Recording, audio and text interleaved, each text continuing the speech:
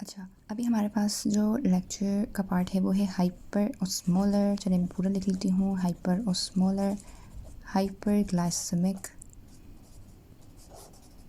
State, जिसे हम short में कहते हैं HHS। ठीक है, अब इसके ना ज़्यादा लंबी बात तो नहीं है, बस इसमें ये होता है कि पेशेंट को ना ग्लूकोज लेवल मोर देन 600, इनफैक्ट मोर देन 1000 भी पहुंच जाता है। लेकिन कट ऑफ वैल्यू बस आप याद रख लो कि more than milligram per decilitre है।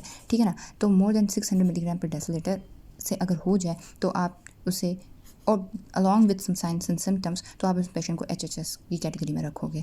अब ये हाइपरग्लाइसेमिक हाइपर ऑस्मोलर स्टेट में क्या होता है कि जब आपके पेशेंट का ग्लूकोज लेवल इतना रेज हो जाता है तो ऑफकोर्स हमारी बॉडी कंपनसेट करेगी, कैसे कि किडनीज़ के थ्रू ग्लूकोज को बाहर निकालेगी। अब जब ग्लूकोज बाहर निकलेगा तो ऑफकोर्स वो अकेले तो नहीं निकलेगा ना कि सिर्फ ग्लूकोज ही बाहर निकल जाए, उसके साथ वाटर भी निकलेगा। अब वाटर होता क्या है कि किडनी क्या करती है, इस तरह से अपने फंक्शन को इस तरह से एक मॉडिफाई कर लेती है, काइंड ऑफ मैं कहूँ तो, कि वो सिर्फ ग्लूकोज को ही बाहर निकालना प्रेफर करती है as compared to electrolytes, other electrolytes like जो भी हमारे पास इलेक्ट्रोलाइट्स होते हैं, सोडियम पोटेशियम वगैरह ना, तो उनको वो निकालेगी नहीं। तो होगा क्या कि पेशेंट को बॉडी के अंदर जो होता है ना वो हाइपर ऑस्मोलर स्टेट आ जाती है।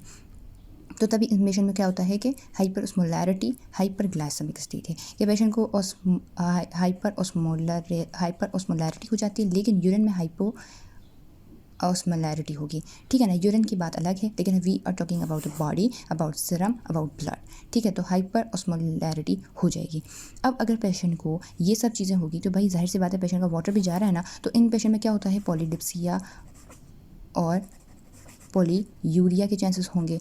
और इसके अलावा पेशेंट को क्या होगा कि वो लेथार्जिक भी होगा। और इसके अलावा पेशेंट को अगर अगर अगर ऐसा हो रहा है कि सारा का सारा शिफ्ट हो गया, नॉट शेड, शिफ्ट हो गया है वाटर को निकालने के चक्कर में, तो यूरिया तो क्लियर हो ही नहीं पाएगा। यूरिया क्लियर हो नहीं पाएगा तो इसकी वजह से यूरिया बॉडी में बढ़ता चला जाएगा। यूरिया बॉडी में बढ़ेगा तो इसकी वजह से हम क्या कहेंगे कि इनको CNS साइड इफ़ेक्ट्स भी दिखेंगे, जैसे कि सीजर्स हैं, या इन पेशेंट्स को ये भी हो सकता है कि पेशेंट का अल्टर्ड मेंटल स्टेटस हो जाए। ठीक है ना, तो ये सब चीज़ें हो रही हैं इन पेशेंट्स में। अब एक और चीज़ कि ये चीज़ जो होती है ना कि हाइपर ऑस्मोलर हाइपरग्लाइसेमिक स्टेट हो, ये पेशेंट को होता ही टाइप 2 में है। अच्छा, classically it's not like always, लेकिन रेयरली ऐसा होता है कि पेशेंट को टाइप 1 में हो जाए। तो एक और चीज़ यहाँ पर हमें समझ आ गई कि भाई आपके पास जो डायबिटिक कीटोएसिडोसिस था वो टाइप 1 में है, लेकिन जो आपके पास HHS है वो टाइप 2 में है। ये बात समझ आ गई ना बात। तो हमने समझे एक किस्म से हमने साइड सिम्टम्स और साइंस भी देख लिए। ठीक है ना, हमने साइंस और सिम्टम्स भी देख लिए और एक तरह से हमने पूरी पैथोजेनेसिस भी देख ली, पैथोफिजियोलॉजी।